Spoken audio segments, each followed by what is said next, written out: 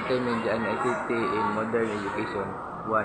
Media enhanced learning by combining text, image, audio, video, and animals to make it lesson more engaging and easier to understand. 2. Platforms like Khan Academic and PHET interactive simulation help students realize complex concepts through interact and visual content. 3.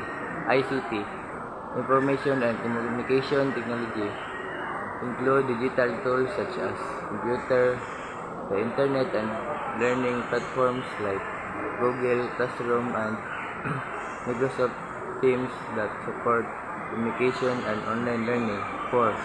Multimedia and ICT increase student engagement, support different learning styles, develop digital literacy skills, enable distance and online education. 5. During the COVID-19 pandemic, ICT provide essential in maintaining education through online learning system. 6. Despite the benefit, challenges such as the digital divide, distraction, the cyberspace is more the manage responsibility.